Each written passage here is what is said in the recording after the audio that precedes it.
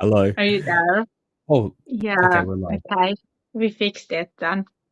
You've pressed live, so we're going. Yeah, we're going. Yes. So I start. So thank you for being here. Yeah, so I You're am welcome. doing this. Yeah, I'm doing this because I promised that I will address the whole issue from Twitter. Um, so everybody knows I wrote that I didn't like Muslims, and that tweet got over 500,000 views, and then I canceled it because I didn't like the comments. I just couldn't handle some personal stuff, and of course some vulgarity was also there. But I would like to mention something because there are many assumptions were made about me. I had knowledge about Islam. I debated with Muslims since I was a teenager. I was interested in religion. I was a Christian in high school. I did travel a lot. I visited many Muslim countries, and I did read about Islam and Muhammad. And I have some I won't explain the problems that I have with this religion.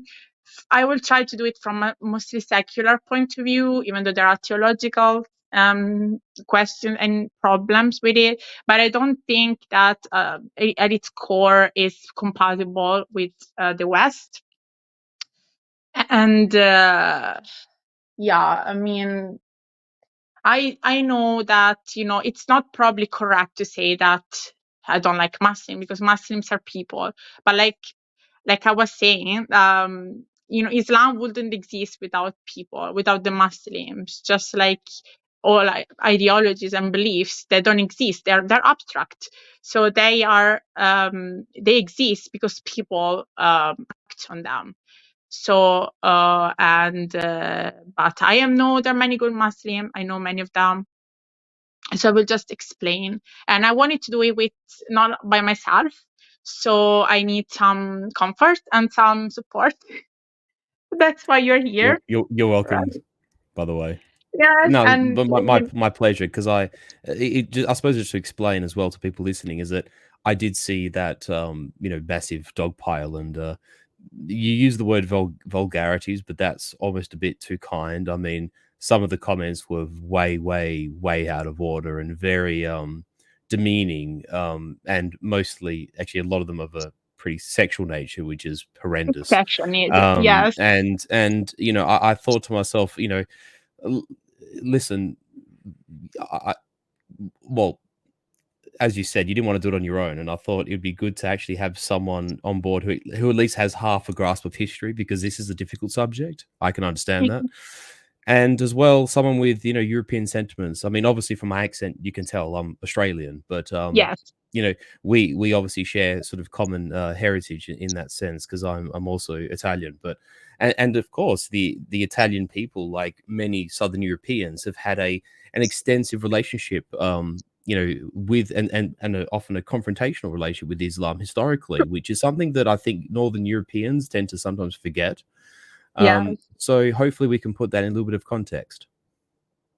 Yes. Yes. Exactly. I am very glad. And so Piacere. why do we start? I mean, I started with this. Yeah, what I was saying that my first contact with like an Islamic country was in Egypt, and we've been to Cairo, and they had a few disturbing episodes there with men, and they were in the comments. They were also using it against me that I deserved it, that I whatever blah blah because I was wearing swimsuit. And so anyway, so I remember in Cairo that I was walking the street with my parents. There was not a single woman. I remember that was something that like stuck with me in my mind. Like I didn't see many women hanging around, and I know there was just one single experience. I know that it does not represent all Muslim countries, but I then came across my father.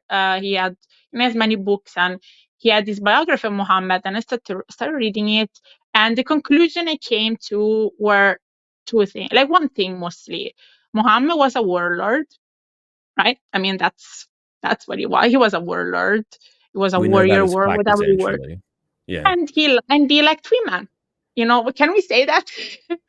So he, these are the two main conclusions that were just like, if you remove the theological part of it, that's what Muhammad was. And as like I was saying, that makes him a human, that makes him flawed. And one of the first problem, let's say the first problem I have with the Muslim is that devotion they have towards a human being. Even already now in YouTube comments, I see this like desperation of like wanting to defend him at all costs, even like lying, and seeing him as a holy human being. And again, it makes sense for Christians to have this towards Christ, because like I said, it's a little difficult to attack his character, whether you believe in his divinity or not. It's a difficult task to like try to accuse Christ of like being a bad person, like it's just. But you can do that with Muhammad, and that is like a problem for Muslims. They're very sensitive. They don't like him being criticized, even if you use the hadith against him. They will find excuses, they will lie, and that just brings problem to society. Society in Western countries that are pro-free speech, most of them, they just don't go well. Like, be this mindset of wanting to defend these men. I start like that. I want to say something about Muhammad. I don't know if you know. It is fair to say, though, on this basis, that certainly in contrast to the West, and certainly the modern West, right, which has problems of its own, mind you. It's not to say that we do things perfectly, because we certainly don't. But at least when No. we look at our own history, and just like to give this a bit of a historical kind of brush, right, is that whether it's a religious figure in the manner of someone, say Jesus or Mother Mary, or Joseph or John the Baptist, or or St. Paul, or these religious figures, we are actually prepared to look at it objectively, and to at least have these discussions amongst ourselves as to how we feel about them, or what we consider to be true or not true, or right and wrong about them.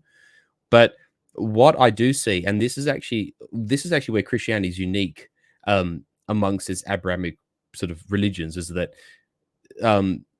the other Abrahamic religions are less adept to criticism and critique. And certainly it's true of Islam. Like you say, even if you're sourcing things from the Hadith itself, they can brook no dissent. There's essentially very little capacity to be able to objectively look at the life of Muhammad, and certainly the consequences of his life, with any kind of objective sort of rational judgment. Every response to it is done emotionally, and as much as was evident in the responses to your tweets, was that it very quickly degenerates down to denigration and insults and name calling, and it's actually not ever an intelligent discussion. It's a reflex action to protect their sentiment towards their prophet.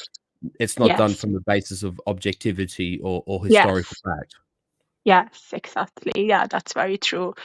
That's very true. And like I said, you just need to take the hadith, because like we know, the religion is based on Quran and then the hadith. And they like to always, when you use the hadith against them, they like to always say, but the Quran is what matters. And I met it so many times, like, but the Quran is, we're based our faith on the Quran, because the Quran doesn't actually speak about his private life much. But they are hiding the fact that the hadith are very important. They're very important, because that's how we know about Muhammad, their life, his habit, his character, his private life, his wives, and and how he, his struggles really. For example, one of the age of those wives.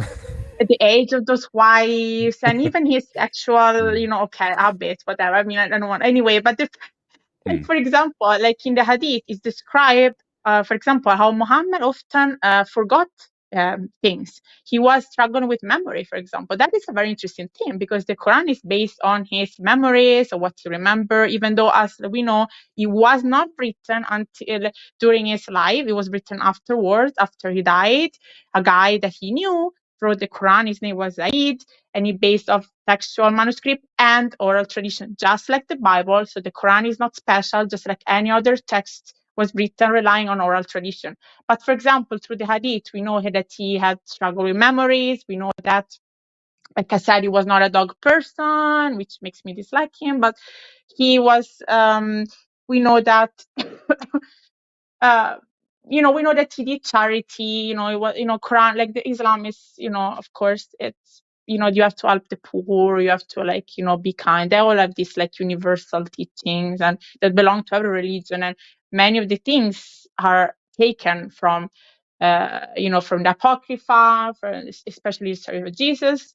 All the prophets, the Jewish prophet, they just changed the name into Arabic name, but they just copied and maybe change a little bit of details. And many of their tradition, like pilgrimage, fasting, the Kaaba, all of these pre-existed and were pagans, religious,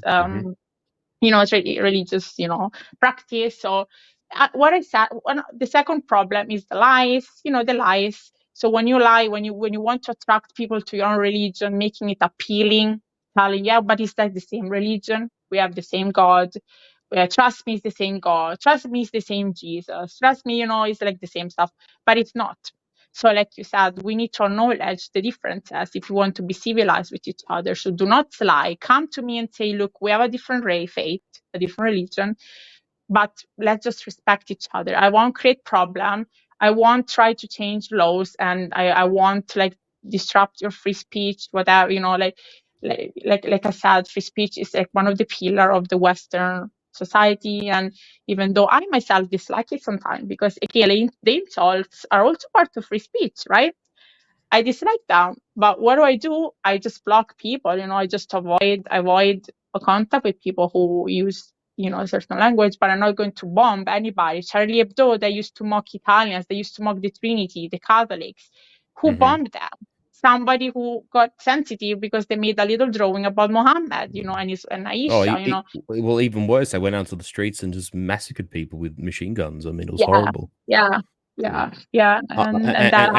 And I mean, I think we're probably not, we're probably similar age, I think, and that I sort of still remembered almost being shocked the idea that this would happen in Paris. Like, these are the kind of things that when we were children would happen in Cairo or in Istanbul or in Damascus or somewhere. But no, this happened in Paris.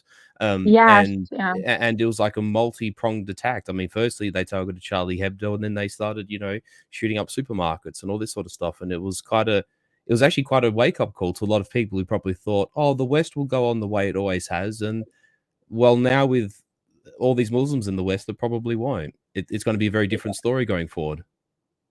Yeah, also the stabbing in London, if you remember, was like many stabbings also. But one of the thing about Charlie Hebdo, I want to say that soldier who got beheaded, that what's his name? Yes, Rigby, beheaded, beheaded, yes. Horrible, yeah. Yes.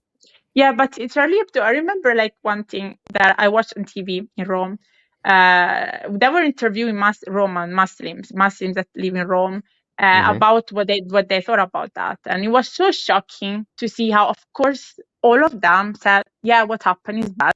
They all yeah, of course, what happened is bad. It was terrible, but how, like, hard they were trying to find an excuse, because they will add, yeah, it was bad, but they could have avoided it. Why did they do that? They know it's a sensitive thing. All of these things, they're justifications. And to me, it was shocking how they wthey could have avoided it. I mean, they know Muhammad is such an important, it's a very sensitive topic. Why did they do that? And to me, to know that this mindset is real, and it's even in Rome, like these people live in Rome, I was sad. I did not like it. I was like, this is shocking. It shouldn't exist. Nobody should say that. Well, they could have avoided it. It's like you're trying to find, and then they will say, well, I think they should continue to do their work and their sarcastic, comics, but I think it will be better if they stop mocking Muhammad. What the message you're trying to say? It's like, well, if she was not wearing the skirt, they wouldn't have raped her. It's the same mindset, isn't it? It's like, yeah. I mean, it was. But I would say I'd go a step further in saying that it is in the Western tradition, and not necessarily. I would say the tradition even predates liberalism as a political doctrine, as an ideology. Is that, I mean, you got to think the idea, if you go back far enough to say even ancient Greece, and the idea of the academy, and that ideas are exchanged between people without barriers, without any kind of restriction, that I mean, again, I are both well acquainted with Rome. The Senate, there was no limitations on what a senator sort of could or could not say in the Senate House amongst his peers. Yes. It is in the Western tradition to speak your mind one way or Yes. another, even if it confronts tyranny. And sadly, throughout history, there have been people who've paid a very steep price for confronting tyranny. But it is in the Western ideal, and like I said, long predating any kind of political ideology that seeks to capture this as a principle. It is almost uniquely in Western thought our idea to rigorously critique and to judge things that we encounter, and not many cultures, almost none at all, have that same practice. Yeah, that's true. You know, I agree with that. you and I were talking before about the sort of what was the world sort of or rather talking about like religions, right? And sort of how sometimes religions are expressions of cultures. And I was sort of saying, like the Japanese, although there are also many Japanese Buddhists nowadays, but like Yeah. Shintoism is the religious expression of the Japanese Yes. people, and that Buddhism is the religious expression of the, and Taoism to a point is like the expressionism of the Chinese and the Orientals. Southeast Asia gets a bit more complicated, but I'm not well acquainted, so I'm not going to describe it. The Indians are predominantly Hindus, and the Persians, prior to the onset of Islam, was Zoroastrian. And our ancestors, the Romans, obviously had their cults of Mithras and Sol Invictus, and indeed the Romans and the Greeks sort of shared a pantheon that was very similar, right? And then obviously there's this kind of and then the Egyptians and the Assyrians, they all have their own pantheons of gods. And then you've got like the descendants of David and Solomon, and like the Jewish people and the Jewish religion, and each of those religions are an expression of a culture, and yet none of these other cultures. I mean, for example, particularly in the East, they tend to be a bit more introspective and you might say thoughtful. But there isn't this kind of like academic critique of themselves that exists in, say, like the Greek and Roman sphere or the European sphere. But it does seem that amongst, well, I'd say Islam, but maybe not to be so broad, but certainly amongst its legacy believers, which are primarily Bedouins and Arabs, there is a lot less tolerance for this. And I think that there's this massive flashpoint that happens when we as Europeans do what is normal to us or for us to do, and others either can't accept that or tolerate that, and then essentially blame us for being ourselves and for behaving in a manner in our own homeland that is normal. And I think that is hugely, how can I put this? I don't think that really bodes well for the future. I think, like I sort of said to you before we went live, is that, leftists reach out to Islam on the principle of tolerance and inclusion. But then when Muslims are in Europe or they're in Australia or America or wherever, they can't actually process the fact that Islam is actually quite radically traditionalistic in many ways. And it's totally contradictory to leftism as a political doctrine. But now that they're in the West, we're presented with this problem that just kind of cycles on and on and on without a resolution. And I think that presents a huge problem for us in the future. Like, when we have children, what kind of a country are they going to inherit? Are they going to be silenced and not be able to talk about other people because we talk about ourselves? We critique ourselves, we judge ourselves, but what can we only ever criticize ourselves? That becomes a problem, right? Yeah, it's like, like we were talking about Sweden, for example. That's the situation they are right now, even though they're waking up after many years of left and social democrats. They now have a semi-conservative government. But it's a little like the feminists, like, because people think I'm a feminist, but I'm not. Anyway, when the feminists, when they say, conservative are bad because, or like housewives, like they have problem with like gender roles, whatever, but then they are totally fine when it comes to like, Islam. Is that like weird contradiction that some leftists have in their mind? Like, even when I lived in Finland, I met many girls like that. I met many girls who were like kind of like mocking me, disliking my maybe beliefs about, I kind of like gender roles, like if they're not too extreme, but I do enjoy it sometimes. And now, like, they were looking at me like that's illegal. Like, why are you saying that? That's gender role. But then how Yeah. protective they were of their like Muslim friends and refugees. The Yeah. girl was very involved into the refugee, from Iraq and Syria, and then she came to visit me in Italy, Rome. She wanted to visit Rome. She loved Rome. And I was telling her about like some romantic stories about some like, figure that we had in Rome, in Italy, and Garibaldi and stuff. And how bad she would look at me when I would mention like, yeah, he was in love with this girl and he said, you'll be mine, before even knew her name. And she burned me with her eyes. Like, do you think that's romantic? That's creepy, And then she will go back to Finland and then help refugees and is with like conservative Muslim. There is some contradiction in them, but like we said, like we in Europe, we're all different in Europe. Like North is different from the South, and the East from the West, and we already have our own problem, our own issue. Just like I mentioned, like with Finnish people, I have problem with them because they're culturally so different than me. Yeah. Um, and then you may bring into this mix people who are like even more different, and they have another language and another religion and another culture and other traditions. Like, how do you think that's gonna work? If I already have problem, I mean, let's not say problem, but with Finnish people, that they thought that I was kind of like a primitive person, that, and then you want to bring in what Afghans, what like Somalis, like how is that gonna work, and that's why there is the rise of all these right wing governments, even like in Finland and in Scandinavian Mm. countries, and they're worried now. But I mean, it just doesn't work. It doesn't work. It doesn't work No. when it's too much. When it's too much, and I don't know about Australia, but I guess it's also multicultural there. Yes. That's what. Well, our But we have this politicians, idea in Italy that you guys are conservative. Is that's yeah. the idea we have in my country? Yeah. You know.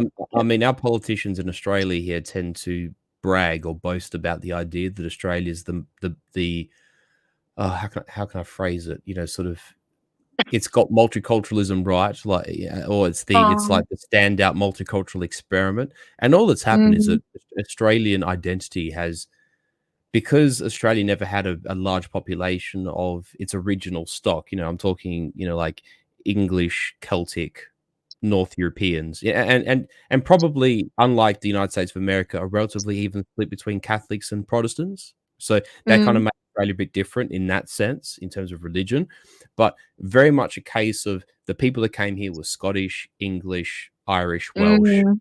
and Mhm. smatterings of other people. Like there was sort of like a relatively, or not strong, but there was a noticeable French contingent in Australia quite early on in its history.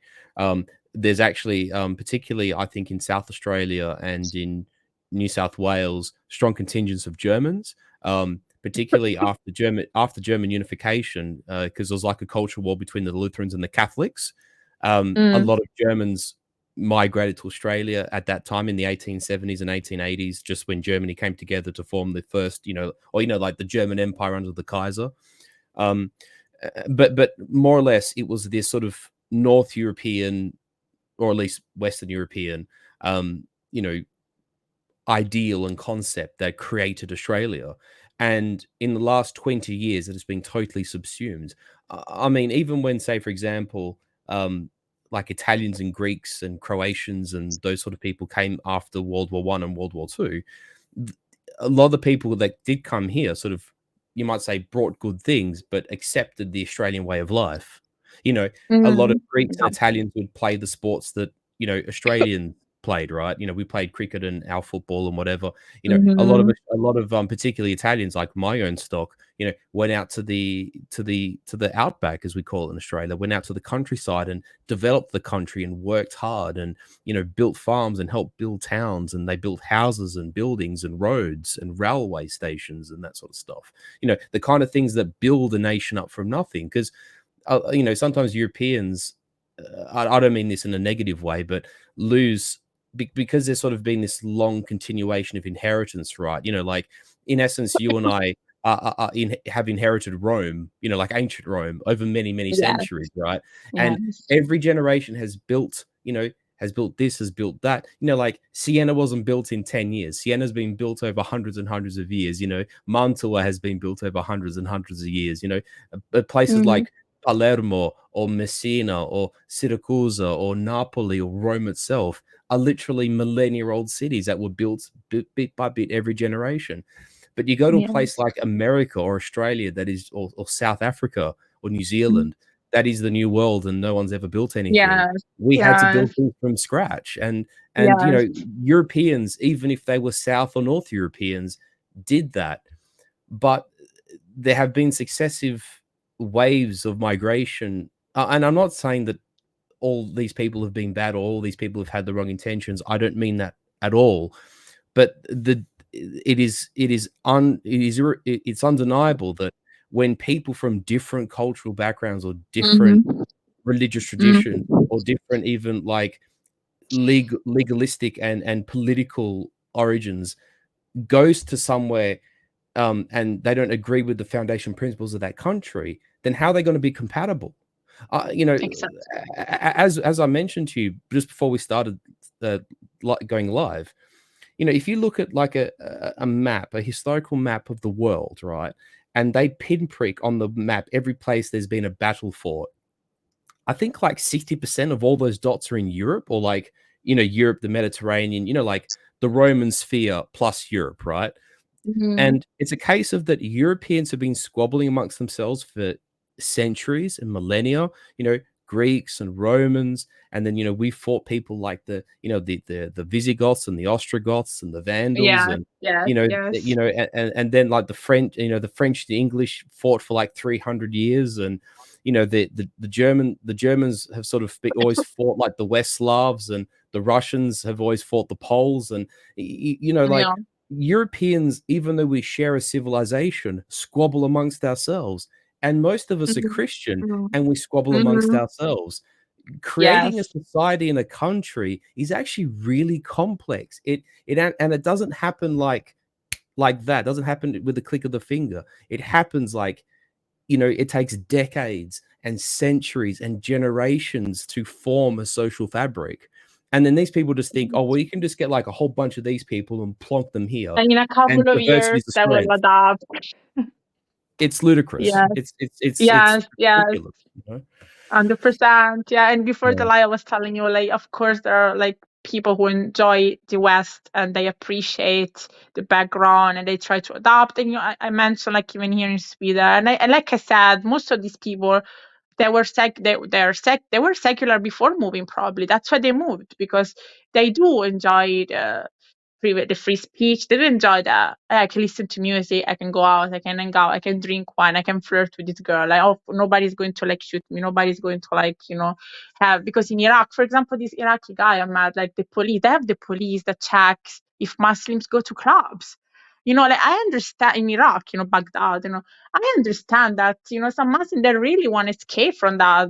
They maybe are just like mildly Muslim. They're just by tradition. They maybe do Ramadan maybe once every, I don't know, 5 years. So I know there are people, and they come here and they work hard, and so in a way, I'm also an immigrant. So of course, not everybody, but if you speak to a guy who really truly believes in Islam, in every single belief and in every single you know detail of his religion, that is going to be really difficult. That is going to be, he will ask, he will demand changes, he Mhm. will demand things like that they tried in Rome. We don't want to have the Christmas, we don't want to have the nativity, no more crosses Mm. in the classroom. They Mhm. will demand stuff.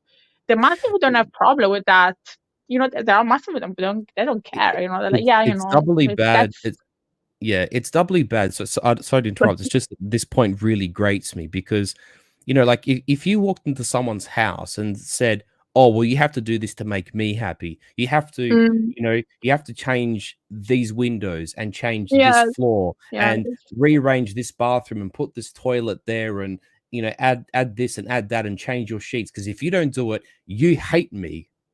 yes, And exactly. It's that's exactly the essentially same thing.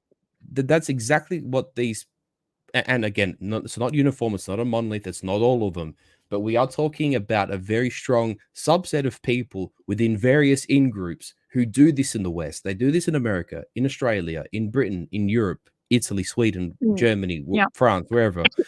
And there's this like you might call it the ingratitude of the guest that and this is where like I for instance, for the most part as an individual, I sort of reject the tenets of liberalism. I just think liberalism can't build anything on its own. It's just like a system of management, and the problem is that once it like nosedives, it can't, a bit like an airplane, it can't ever get back to altitude. It just sort of dives into the ground, because the problem is that it has these contradictory concepts of, say, like, oh, but we're going to treat everyone equally, we're going to treat everyone the same, and we're going to be tolerant of other people. But if those people possess an intrinsic loathing of who and what you are as a people, as a folk, as a culture, as a tradition, then how do you integrate those people, firstly? And then secondly, if you're going to treat them no different than your legacy citizens, there's sort of two other problems that go with that. One, when your legacy population, like your old citizens, or your legacy citizens are stripped of their traditions, are stripped of their ability to express themselves, that is fundamentally unjust, because that's their home.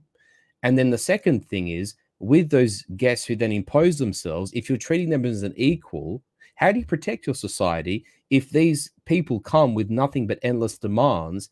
And if you then reject a demand, or you refute something, or you question a motive of theirs, they then make you the enemy in your own home, in your own country. And that, for me, is what has really shattered my faith in modern day politics, is that there's no like component in the modern political process that can deal with that problem.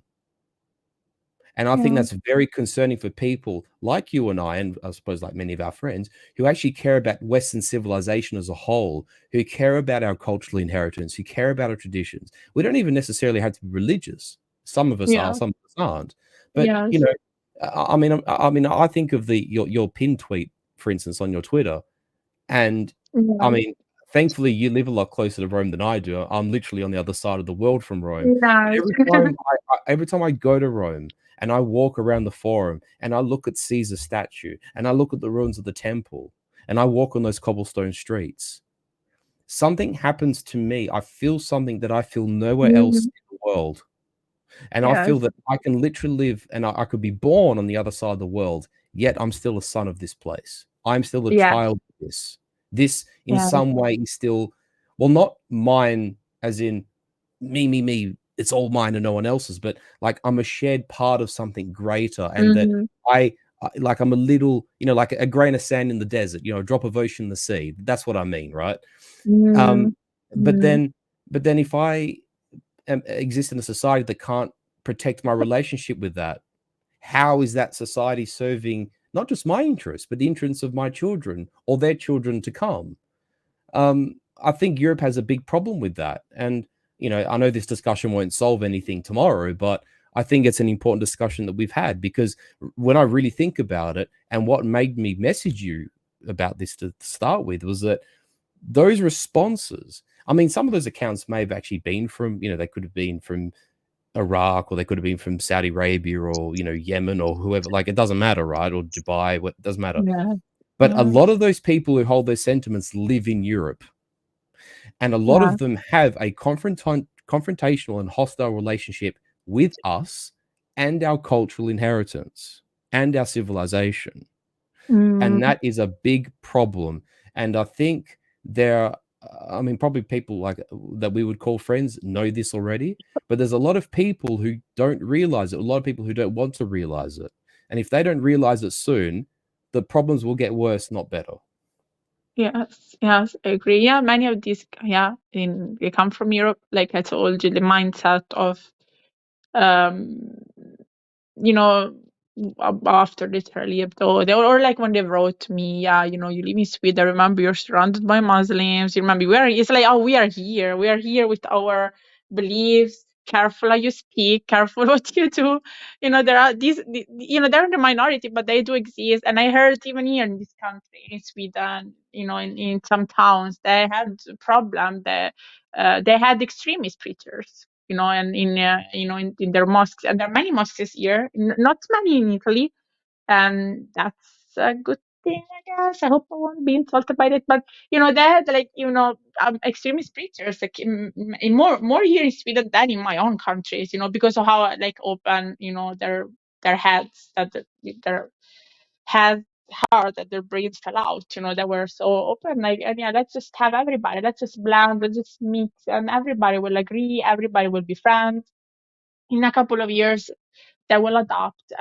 They got extremist preachers, and in Stockholm, this terroristic guy, this terrorist who drove over a little girl. I can't remember now specifically, but it's very interesting. All these countries that are the most open, Germany, France, England, number one, and Sweden, all of these people, they had their fair Exactly. share of Yeah. problems. And Yeah. we in Italy, we look at it. And that's why, Italians are racist, fascist, whatever. Like, call us whatever you like. I say we are skeptics. I'm sorry. I say we're skeptics. And, we do have also our own, like, problematic people. But I think with the skepticism we have, that we're not so open to, like, the outsider, whatever you want to say. Like, Yeah. I think it's a healthy thing. I think it's Well, healthy because we want to yeah. protect But yeah. ourselves. We look at our neighbors; they are not doing fine. Yeah.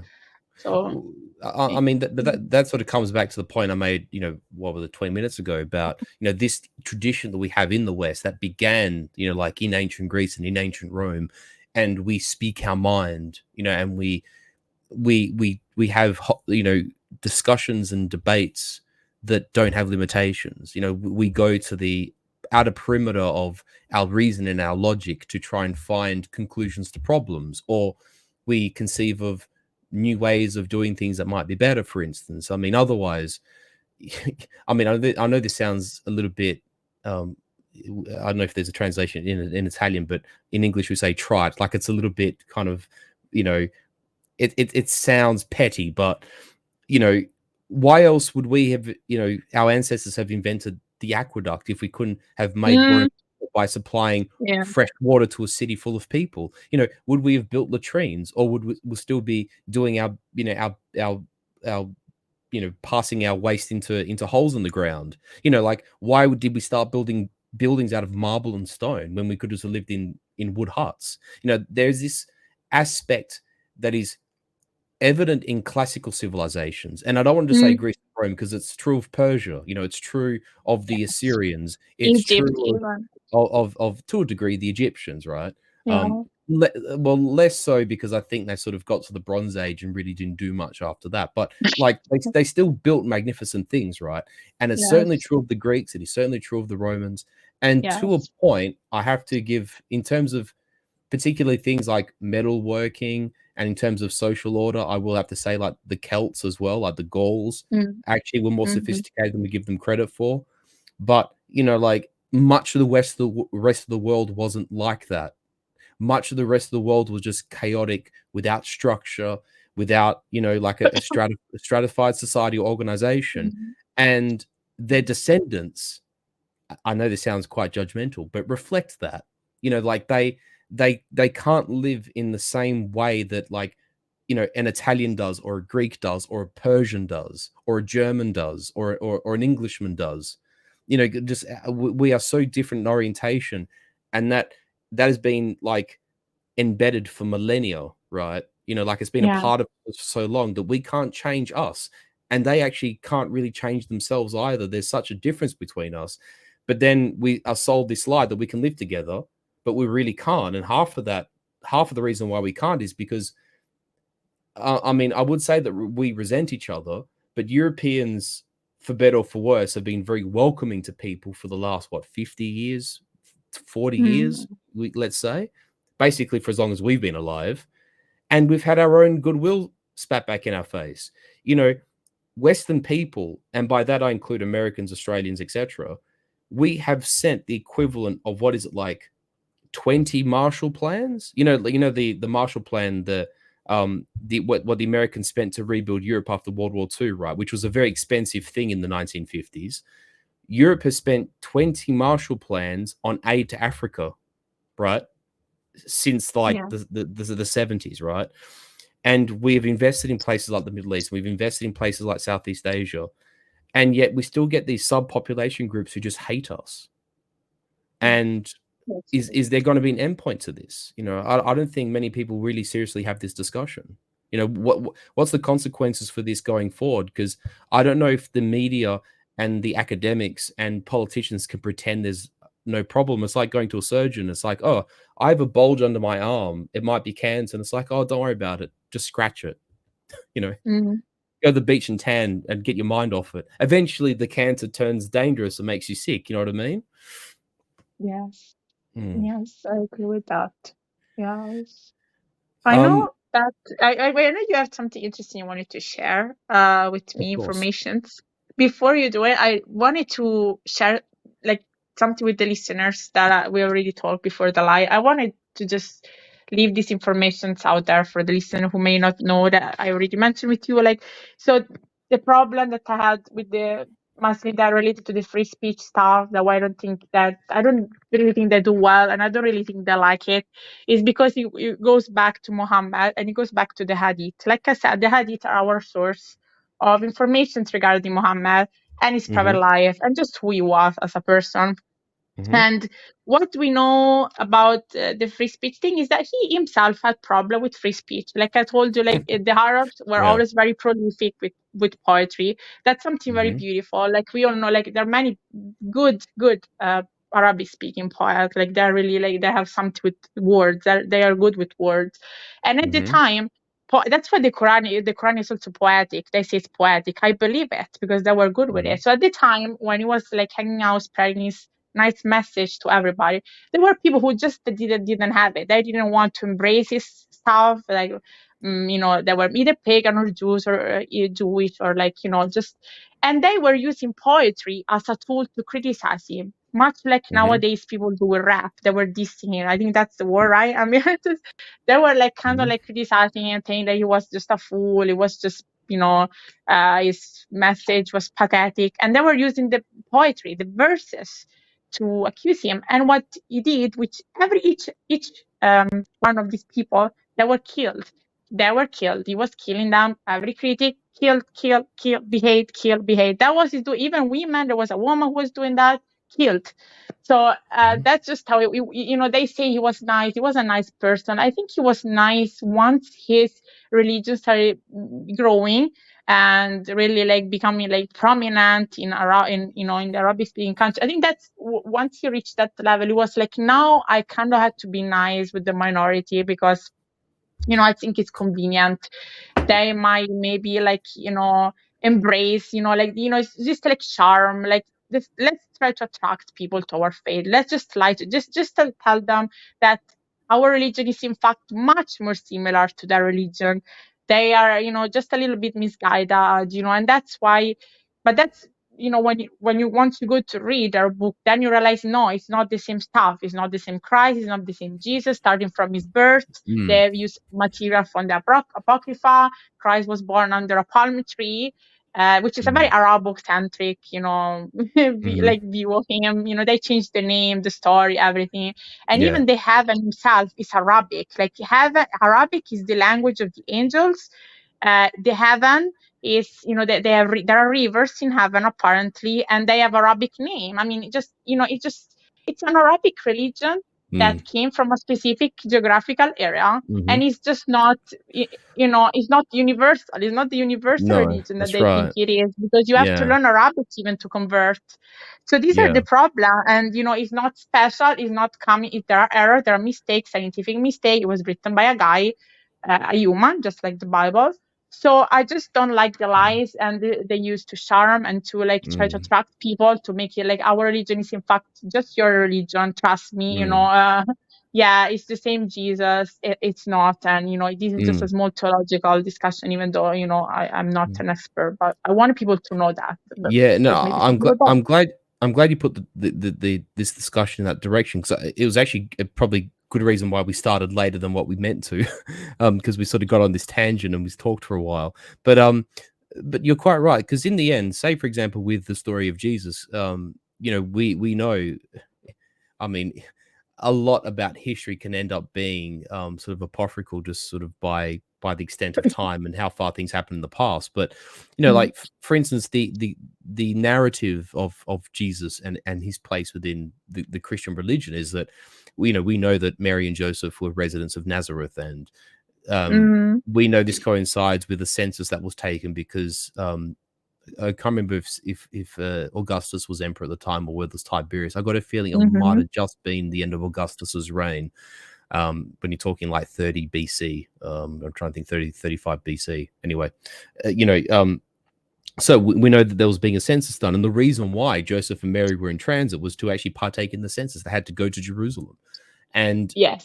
Nazareth is north of Jerusalem, and hence, therefore, on what is sort of today still the Pilgrim Road to Jerusalem, Bethlehem is on the road to Jerusalem from the north, and that is Yes. why Bethlehem, um, obviously being the birthplace of Jesus, because we know as a result of the Yes. collective agreement of all the apostles and Jesus' disciples is that Jesus was born in a manger in Bethlehem, and there was no room at the inn. That's a very core tenet of you know Christian belief, or shall I say, like Yeah.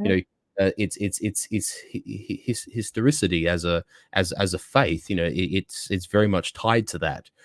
And then, sort of 6.5 centuries later, it's like, actually, no, he was born under a date tree in Bahrain. It's just like, no, it just doesn't quite work that way. Like, you know, just using the historical narrative to sort of suit the agenda. And again, this is where distinction between Jesus and Muhammad's quite important too, is that Jesus Mm. was essentially, well, as we know, he was a carpenter.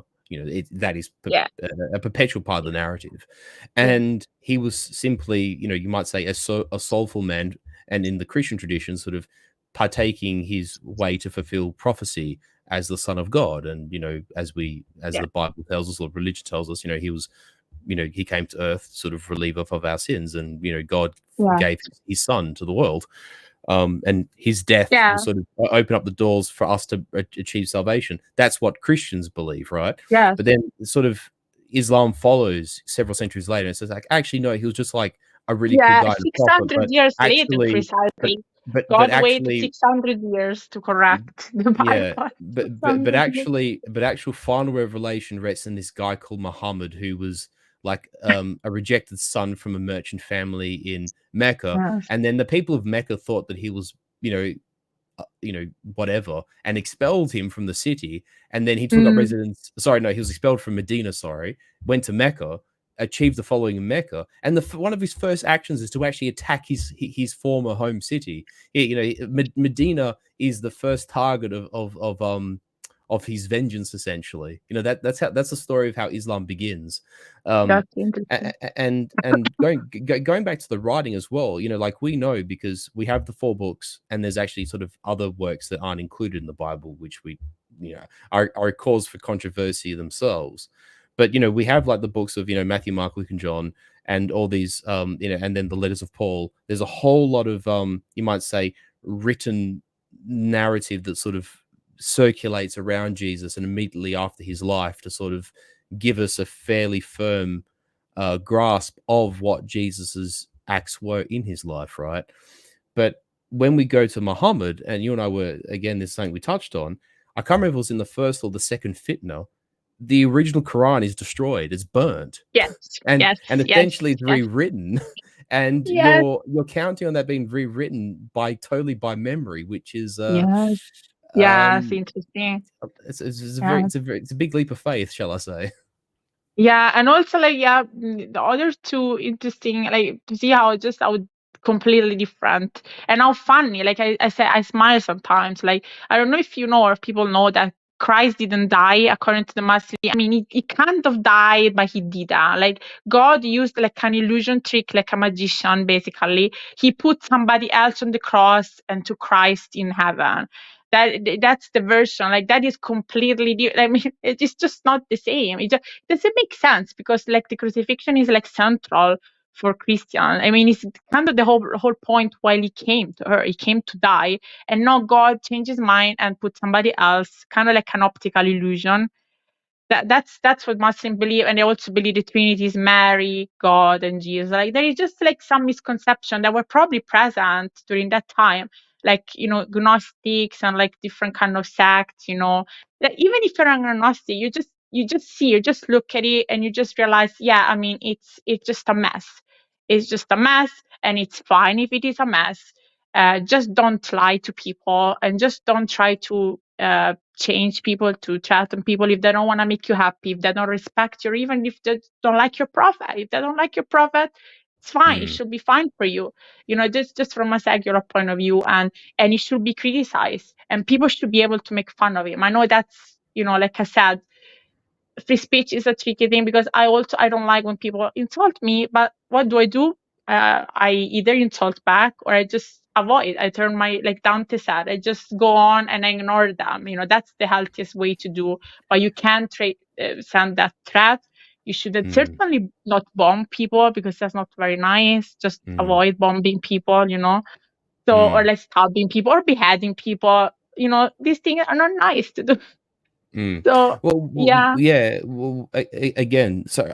I'll be quick. Again, because it's just another thing that we did mention before we went live is that where I have a little bit of sympathy for the Muslims in this regard is that, and this is sometimes where we as Europeans have to hold our own governments to account and our own institutions. Our media, our academics, the people who generate and create policy.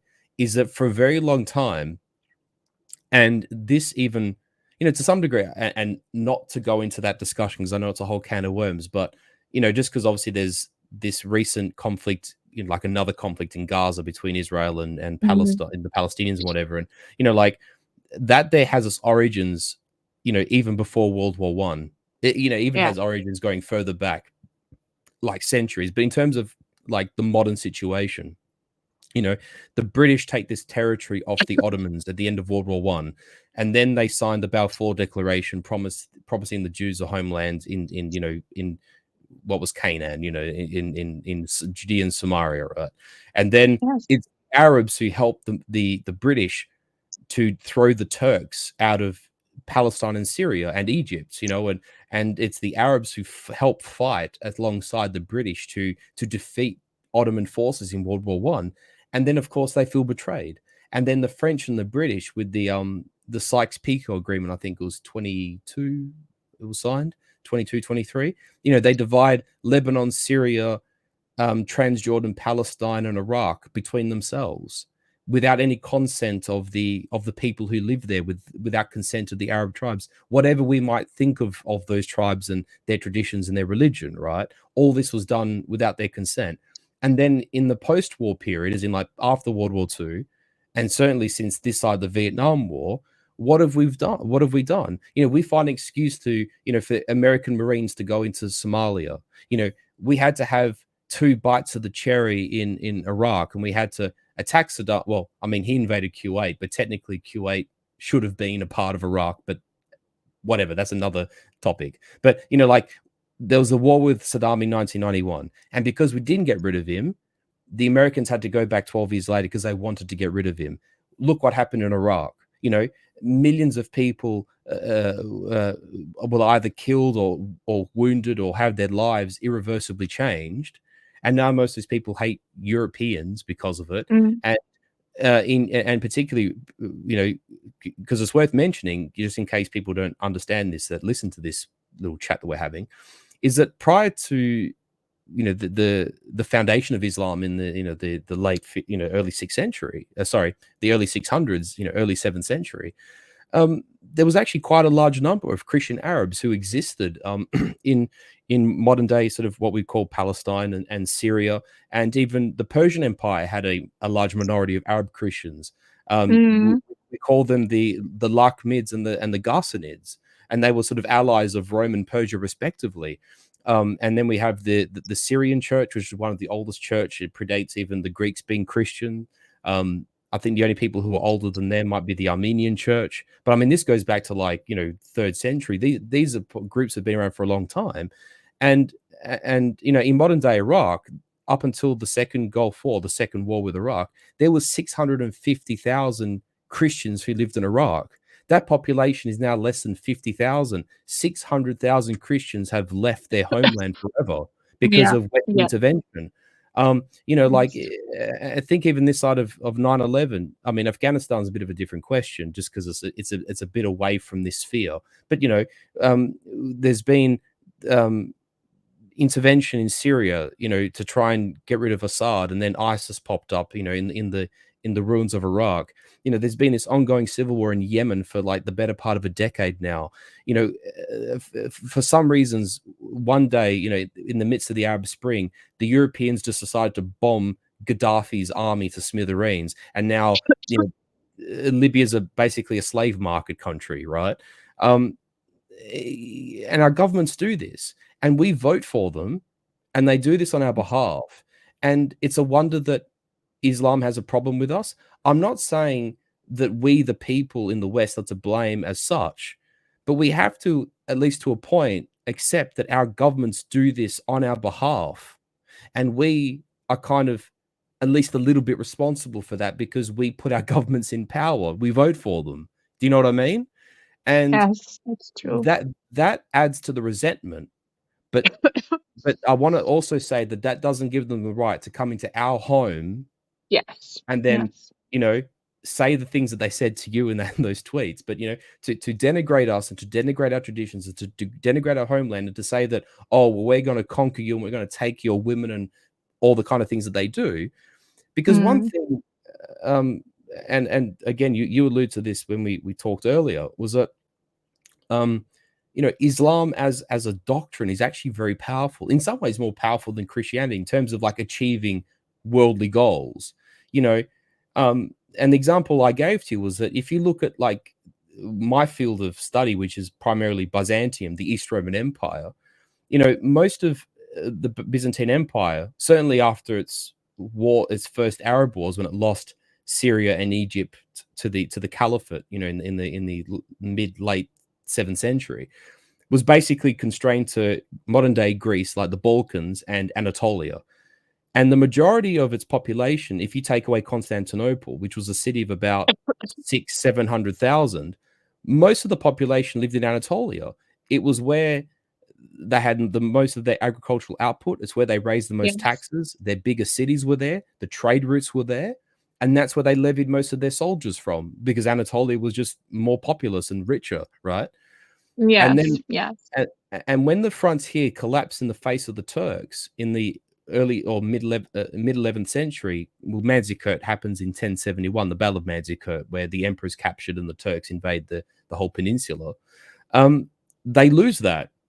And if we believe estimates that 2/3 of the East Roman population lived in Anatolia at that point in time, which means that a third lived in Europe or in the Balkans and such, there would have had to have been at least 8 to 10 million Greeks, or at least Hellenized Christians, who lived in Anatolia.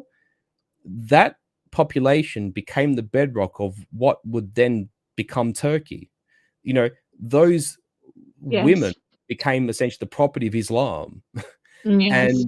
Yes. And no, but seriously, and even if you take at its maximum possible assumption, where let's say, okay, 100,000 Turks or 100 and something thousand Turks migrate into Anatolia from the steppes and from Persia, from the Caucasus, that produced the modern Turkish nation and the modern Turkish people who adhere to Islam. And Europeans would be very unwise to not understand that example. Yes. Yes.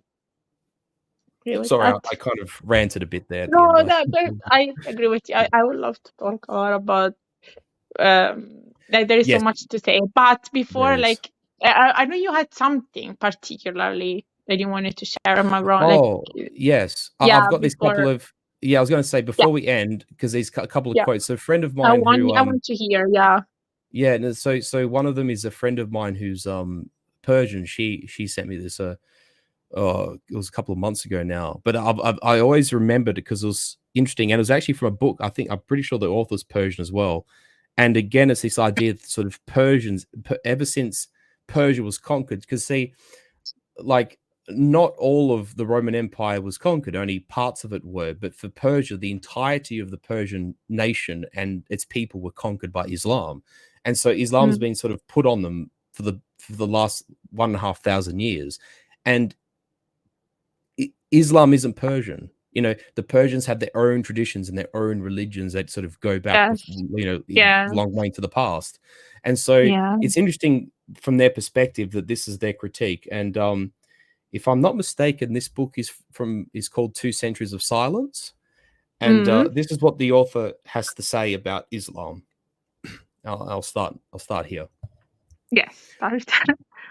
Aside from the mountainous regions in the south that stretch from Yemen to Oman, there were small towns on the edges of the Syrian desert and the outer edges of Mesopotamia, which Arabs inhabited since ancient times. Cities such as Mecca, Yathrib, Al-Taif, and Dumat al-Jundal all existed on trade routes that had commercial significance. The remainder of this vast land, Central Arabia, boasted of nothing but sizzling sands and immense deserts. And if there happened to be a small spring bubbling from the ground, with a little green around it, the desert Arabs alighted there with their tents and camels. These vagabond nomads made their living by looting and trespassing across the desert, where there was no law but for the law of jungle and sword. Having inhabited such territory since ancient times, the Arabs had been driven to being aggressive and materialistic savages. These Bedouin tribes led predatory lives, and on their minds there was nothing but greed, profit, and worship, and whatever satisfied only their most primitive desires, never wondering the material and the tangible. The moral principle that they boasted of was manliness, while even that meant nothing but vanity and revenge seeking. The bravery and freedom loving that has been attributed to the Arabs manifested itself in looting and seeking vengeance. Their lives' sole interests were lust, wine, and fighting. They did not move past these to take notice of meanings and values. They could not accept the customs and manners of a civilian life from a civilized society, and only brought ruin and sedition to their neighboring towns that they despoiled and plundered time and again. Interesting hearing that from a Persian. It describes. These are harsh words. These are pretty harsh words, but interesting because honestly, I received a lot of Iranians like they started following me and telling me we hate Islam. Like I cannot tell you how many. Like many people from like Iranian person that wrote that after the tweet that say we don't like Islam, we don't like. And I was like, I mean, it makes sense from an historical point of view. We know the damage that was done to them, like. Yeah, so that's interesting to hear. They're pretty harsh. Like a Muslim would probably feel like offended by that, and but these are not our words. So exactly, that's interesting. But that makes sense with Muhammad. Again, I mean, I'm sure he had his good qualities. I'm sure he had. He was probably nice sometimes, but he was that. He was that also. He was that. He was kind of like. This like most of the warlords in history, like they all have this like we have to take, we have to conquer, we can conquer, like another word, like there's like many throughout history, and even the Old Testament probably, but the difference is that we acknowledge that, and we don't worship people, like we say this person was cruel, it was bad to do it, like we say that, but that's something that very few Muslims are able to admit and acknowledge. He was also worried. He did cruel things. He was moved by lust, by all these things, greed, and it's tough because again, like I mean, I know there's so many good Muslims around me that I know they're good, but I know they're good because they don't follow that. That's the funny thing. They're nice because they don't, or maybe they ignore certain parts of it. Because there are many Muslims who don't know everything about the religion. So the good ones, I'm sorry to say that I have met in my life, are usually the ones that weren't like really interested in their own religion. And even if they will never agree openly with your statement, with this statement, that this book that you've read, because they will say, well, no, that's bad, that's too much. That they are also not particularly attached to their religion. So at least that's my experience of. Yeah, and just on that basis too, I actually remember I too earned the ire of some of these people. I'm just trying to I actually can't find the tweets. I think the tweet I quoted has been deleted, right? But this was from it was actually from the middle of May this year, right? So from the 13th to the 5th. Because I quote tweeted him, so I know I can go back and find it. And the person called me a stinky white, right? A stinky European. And basically Wow. it's like this accusation that like Europeans are uncivilized. And again, if you look at the the historical record of it, which that author kind of referenced, is that if one cast their mind to what the world would have been like at say like the end of Justinian's reign in Byzantium in like the 570s or 560s, whenever he passed away, 6th century thereabout. Rome and Persia were the two most sophisticated societies that existed on the earth at that time. It was Rome and Persia that had academies and universities of a kind that we would understand today. The Persians had like their own variation of waterworks. I think they call them yakhtas or yacht. There's a word for it, but they're sort of like water towers that they build in the desert, right? And that supplies their water to their cities. Because the Iranian plateau is a very dry place, right? They had to adapt, and they had the scientific and civilizational knowledge to adapt properly. We touched on it before, but like the Romans built magnificent bathhouses and aqueducts. When the Arabs conquered our cities, they came across these things hardly knowing what the hell they were. When they say that, oh, well, Arabs bathed and washed themselves and, Europeans were in their stinky hovels, well, that's because the events that occurred at this time precipitated the collapse of European government, under the Romans, right, in continental Europe. And Europe sort of collapsed under this wave of migration and invasion, by the Goths and the Franks and the Vandals, all these other barbarian peoples who ended up becoming quite Romanized because they intermixed with the Roman citizens that they conquered and sort of themselves became the genesis of the modern day European countries. That's where Germany comes from. That's where Austria came from. That's where France came from. It's where Spain and Portugal came from.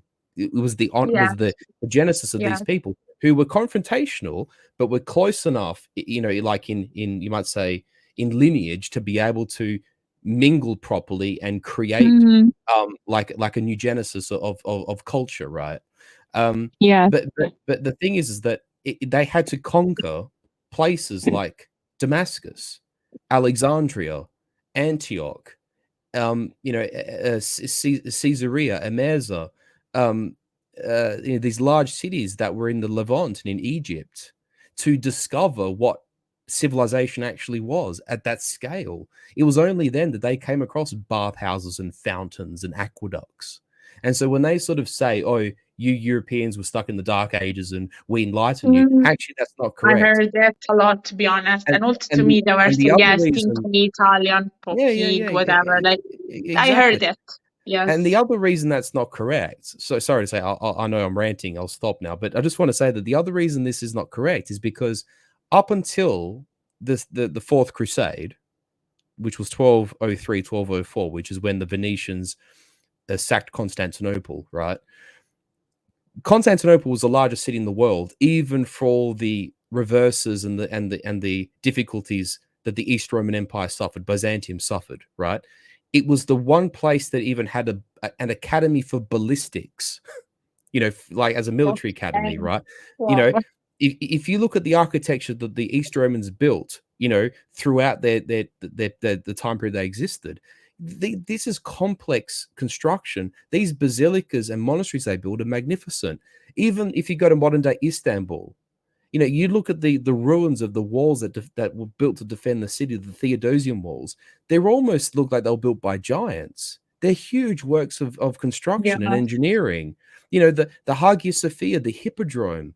I mean, nothing like this existed in the Arab world before Islam, and even in the first centuries of Islam, nothing like this existed. And the same was true even in Persia, with such places such as like well, not Pasargadae, that was the ancient capital, but Persepolis, Susa, Nineveh, these big Merv, I suppose Isfahan, I just can't remember its old name, but these cities that were large metropolises and centers of civilization and culture, that the Arabs, when they came across them, particularly in the case of Persia, because they conquered the whole of Persia, they were dumbfounded. They didn't know such cities existed.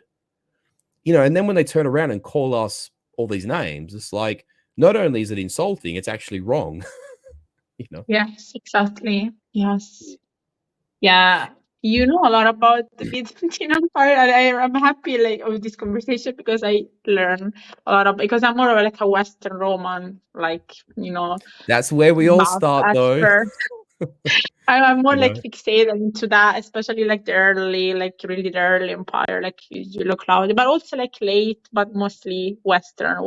Like I would say in our schools, we're like more into like more focused around like the Western part. But I see you know a lot, and I'm glad about that. And yeah, it was. Yeah, I think that we're coming to an end, in fact, now, if you're Yeah. okay with that. And It's fine. I was going to read from my essay, but what I will do is, if you would like to talk about this again, maybe we can go over my essay sure, next time, because sure. I do notice it's gone over an hour, and I know you have to go, Yeah, so I best let you yeah. go. But I'm glad we had this conversation. Thank you for the chat. Thank you.